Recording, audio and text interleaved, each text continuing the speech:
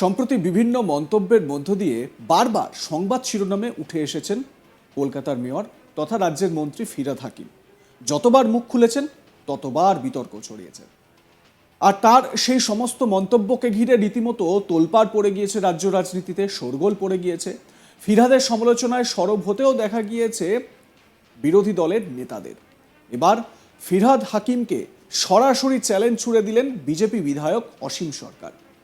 উত্তর ২৪ পরগনার ব্যারাকপুরে সংবাদ মাধ্যমের মুখোমুখি হয়ে অসীমবাবু বলেন, ফিরহাদ হাকিম জঙ্গি, সন্ত্রাসী, জিহাদি, তালিবানিদের লিডার।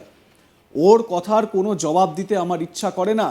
একই সঙ্গে ফিরহাদ এনআরসির বিরোধিতা কেন করছেন সেই প্রশ্নও তুলতে দেখা গিয়েছে অসীমকে। তিনি বলেন, যদি ক্ষমতা থাকে তাহলে এনআরসি করে দেখাক, তাহলেই সব ধরা পড়বে। আপনাদের শোনাবো অসীম সরকার ঠিক কি বলেছেন, শুনুন। আমি ওনাকে একটা কথা বলছি, ওনার কথা না আমার কোনো জবাব দিতে ইচ্ছা করে না, কারণ উনি হচ্ছেন একজন সন্ত্রাসী, জিহাদি, তালিবানিদের উনি হচ্ছেন লিডার। ফিরহাদ হাকিম সাহেব, আমি নাম ধরে বলছি, উনি জিহাদিদের লিডার। তাই না হলে উনি কখনো বলতে পারে না জিহাদিরা যে কথা বলেন, ইসলাম ধর্ম গ্রহণ যারা না করবে তাদের কতল করা হবে। তাহলে উনি নিজে বলেছেন যারা ইসলাম নিয়ে জন্মগ্রহণ করেননি তারা দুর্ভাগা। উনি নিজে বলেছেন যে কলকাতাকে মিনি পাকিস্তান করবে। উনি নিজে বলেছেন যে কলকাতা আর 10 বছরের মধ্যে উর্দু ভাষা হবে। উনি নিজে বলেছেন যে আমরা সংখ্যালঘু থাকবো না, আমরা সংখ্যাগুরু হয়ে যাচ্ছি। তার মানে ভারতবর্ষকে ইসলাম রাষ্ট্র আমরা করব, যেটা 17,000 মৌলবী যারা আরব কান্ট্রি থেকে ভারতবর্ষে এসে কাজ করছে, পশ্চিম বাংলায় তাদের ডেরা পেতে বসে আছে, এবং তাদেরই এই জায়গা দিয়ে রেখেছি ফিরহাদ হাকিমের মতো জেহাদি যারা, তারা এই যদি তৈরি করে থাকে। আমি একটা কথা বলবো, তাহলে ফিরহাদ হাকিম সাহেব বলুন এখনই ইমিডিয়েটলি এনআরসি হোক। এনআরসি হলে বোঝা যাবে উনি কেন এনআরসির বিরোধিতা করছেন। তাহলে উনি কেন সি এর বিরোধিতা করছেন? উনি জানেন এনআরসি হলে ওনার ঘরের মধ্যে যে দলগুলো লুকিয়ে আছে, যাদের voter card, Aadhaar card, PAN card, ration card করে দিয়েছেন উনি এবং ওনার দল, তারা সব ধরা পড়ে যাবে। উনি এনআরসির বিরোধিতা করছেন কেন, এর জবাব যদি উনি দিতে পারেন তাহলে কালকেই আমি ভারতীয় জনতা পার্টি ছেড়ে দিয়ে নাকে খত দিয়ে চলে যাব, উনি যদি আমার কথার জবাব দিতে পারেন। অনুপ্রবেশকারীদের বাইরের রাজ্যের পুলিশ এসে ধরতে হচ্ছে বা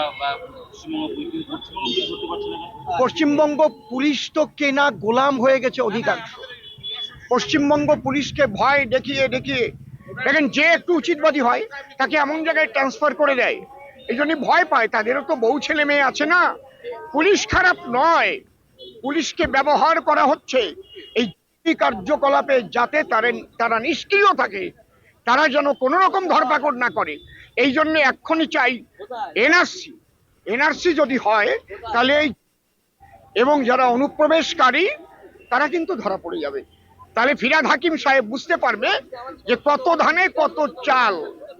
আমি চ্যালেঞ্জ করলাম, উনি বলুক যে হ্যাঁ আমরা এনআরসি তো খুব ভালো জিনিস, ন্যাশনাল রেজিস্টার অফ আমাদের সিটিজেনশিপ। তাহলে আমরা সিটিজেন কারা আছি ভারতবর্ষের? লিগ্যাল সিটিজেন এবং ইললিগ্যাল সিটিজেন। এই জন্যই তো বলা হয়েছে Aadhaar card, PAN card, ration card এগুলো থাকলেই কিন্তু, ভোটার কার্ড থাকলেই সে সিটিজেন না। দেখা হবে ওগুলো সে বের করেছে কিভাবে, কত সাল থেকে এদেশে সে বসবাস করছে। একমাত্র ছাড় দেওয়া হয়েছে হিন্দু, খ্রিস্টান, বৌদ্ধ, শিখ, জৈন, পার্সি, এই 6টা সম্প্রদায়ের বাইরে যারা এখানে এসেছে পালিয়ে এসে ভারতের সার্বভৌমত্বকে নষ্ট করার চেষ্টা করছে, ভারতবর্ষকে ইসলাম রাষ্ট্র করার চেষ্টা করছে, পশ্চিমবঙ্গকে পশ্চিম পাকিস্তান করার চেষ্টা করছে, তাদের ধরতে হলে এনআরসি দরকার বলে আমি অসীম সরকার মনে করি, একজন উদ্বাস্তু সম্প্রদায়ের মানুষ হিসেবে।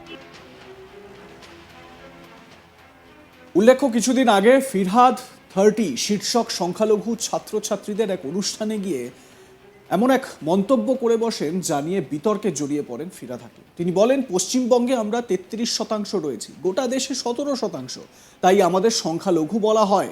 কিন্তু আগামী দিনে আমরা আর সংখ্যালঘু থাকবো না, আমরা সংখ্যাগুরু হব, সংখ্যাগুরুর থেকেও সংখ্যাগুরু হব। কি বলেছিলেন সেদিন ফিরহাদ হাকিম, শোনাবো আরো একবার। सब सुमित्र ऐसा कहते थे, हम एक ऐसे कौम से हैं जो कौम बंगाल में तो हम 33% हैं, मगर हिंदुस्तान में भी हम सिर्फ 17% है और हमें माइनॉरिटी कम्युनिटी कहा जाता है। मगर हम अपने आप को माइनॉरिटी नहीं सोचते हैं, हम सोचते हैं अगर अल्लाह की रहमत है हमारे ऊपर, अगर तालीम हमारे साथ है,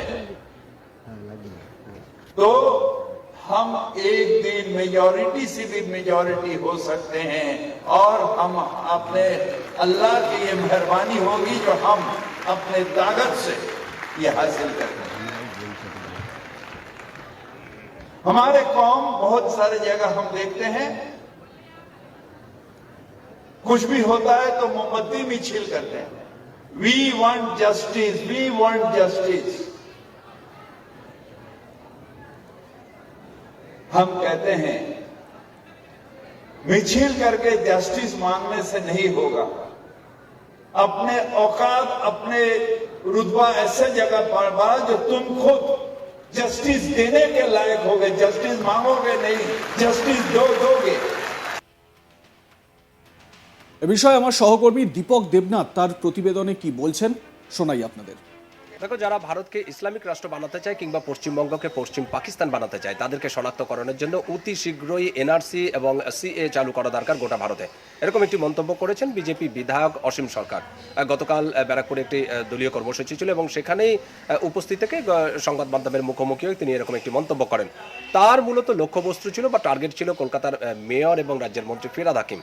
তুমি জানো যে কিছুদিন আগে এই ফিরহাদ হাকিমের বেশ কিছু মন্তব্য একটা বিতর্ক সৃষ্টি করেছিল এবং সেই প্রসঙ্গেই অসীম সরকার বলেছেন যে ফিরহাদ হাকিম হচ্ছে জঙ্গিদের নেতা, সন্ত্রাসবাদীদের নেতা, তালিবানদের নেতা, না হলে তিনি এরকম কোনো মন্তব্য করতে পারেন।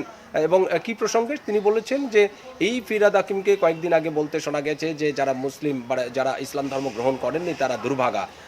তিনি কখনো বলছেন যে একটা সময় তারা এই মুহূর্তে সংখ্যালঘু আছে কিন্তু আগামী দিনে তারা সংখ্যাগুরু হবে, এই উর্দুকে রাষ্ট্রীয় ভাষা বা সরকারি ভাষা করা হবে, এরকম মন্তব্য করছেন। এবং স্বাভাবিকভাবেই তিনি প্রশ্ন তুলেছেন যে এনআরসি এবং সিএ এর বিরোধিতা এই ফিরহাদ হাকিম কেন করছেন, কারণ যে জিহাদিদের বা যে মৌলবাদীদের এই ফিরহাদ হাকিম বা তার দল আশ্রয় দিয়েছে, তাদেরকে রেশন কার্ড করে দিয়েছে, তাদেরকে আধার কার্ড বা ভোটার আইডেন্টিটি কার্ড করে দিয়েছে, তারা ধরা পড়ে যাবে, তাদের মুখোশটা সামনে চলে আসবে। এবং সেই কারণেই ফিরহাদ হাকিমের মতো লোকরা তারা এনআরসির বাধা দিচ্ছে। এবং তিনি একটা সময় চ্যালেঞ্জও ছুড়ে দিয়েছেন এই অসীম সরকার বিজেপি বিধায়ক। তিনি বলেছেন যে যদি এনআরসি কেন তিনি বাধা দিচ্ছেন এই বিষয়টি ফিরহাদ হাকিম যদি পরিষ্কার করে জানিয়ে দিতে চায় তাহলে তিনি রাজনীতি ছেড়ে দেবেন, তিনি বিজেপি ছেড়ে দেবেন। সব মিলিয়ে এই যে ফিরহাদ হাকিমের মন্তব্য এবং তাকে ঘিরে ধরে অসীম সরকারের যে পাল্টা মন্তব্য, এটা কিন্তু সরগরম রাজ্য রাজনীতি। আপনারা দেখতে থাকুন আজ তাক বাংলা, সাবস্ক্রাইব করুন চ্যানেলটি।